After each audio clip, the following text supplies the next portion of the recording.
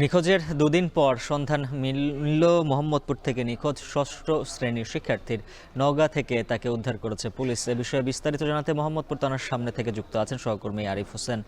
আরিফ, জানাবেন উদ্ধার হওয়া শিক্ষার্থীকে কখন নাগাদ ঢাকায় নিয়ে আসা হতে পারে?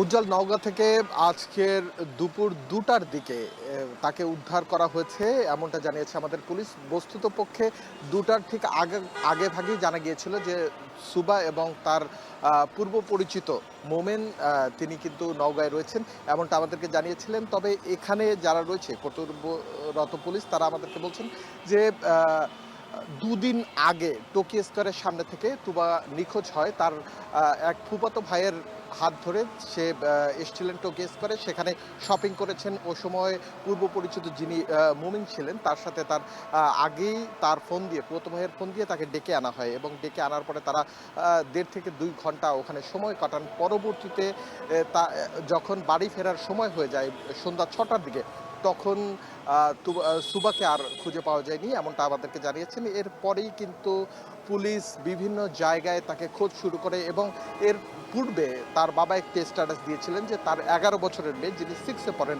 সুবা, তিনি হারিয়ে গিয়েছেন। এমন পোস্ট কিন্তু সামাজিক যোগাযোগ মাধ্যম থেকে শুরু করে গণমাধ্যমের দৃষ্টি আকর্ষণ করে এবং ব্যাপক হারে এই বিষয়টি আলোচনায় আসে সবার মধ্যে।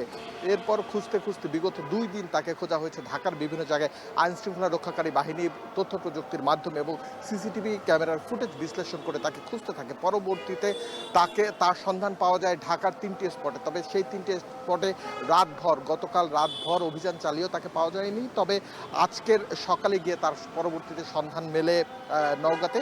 সেখানে নওগাঁ সদরে যেই কথিত মোমেন, পূর্ব পরিচিত, তার সাথে তার একটি সম্পর্ক ছিল, এমনটা পুলিশের পক্ষ থেকে বলা হচ্ছে। তবে তার বাবা জানিয়েছে এ ধরনের কোনো সম্পর্ক ছিল না। তবে এটা কোনো চক্রের কাজ কিনা সেই বিষয়টি কিন্তু সন্দেহের মধ্যে চলে আসছে। কিন্তু শেষ পর্যন্ত দেখা গেল পুলিশ ঘটনাস্থলে পৌঁছানোর পরে সুবা ওখান থেকে পালিয়ে যায় এবং সুবা এবং সেই মমিন, যিনি ২১ বছর বয়সী, তিনি শিক্ষার্থী একটি কলেজের, এমনটা আমাদেরকে জানিয়েছে পুলিশ। পরবর্তীতে তার যে মমিনের বাবা রয়েছে, তাকে বুঝিয়ে শুনিয়ে মমিনকে নিয়ে আসে এবং সুবাকে পরবর্তীতে পুলিশ তাদের হেফাজতে নেয়। এরপরে তার বাবার হাতে তুলে দেওয়ার জন্য তাকে ঢাকায় নিয়ে আসা হচ্ছে। এখন আমরা আদাবর থানার সামনে রয়েছি। এই বিষয়ে একটি জিডি এন্ট্রি অবশ্য গতকালকেই করেছে নিখোঁজ সুবার বাবা, এবং সেই জিডি এন্ট্রির ধরেই তারা তদন্ত করেছে এবং তদন্ত করে সুবাকে বের করেছে। তবে যতটুকু জানা যাচ্ছে সন্ধ্যা ৮টা নাগাদ তাকে ঢাকায় নিয়ে আসা হতে পারে। আরিফ হোসেন যুক্ত ছিলেন আদাবর থানার সামনে থেকে, জানাচ্ছিলেন নিখোঁজ শিক্ষার্থীর বিষয়ে বিস্তারিত।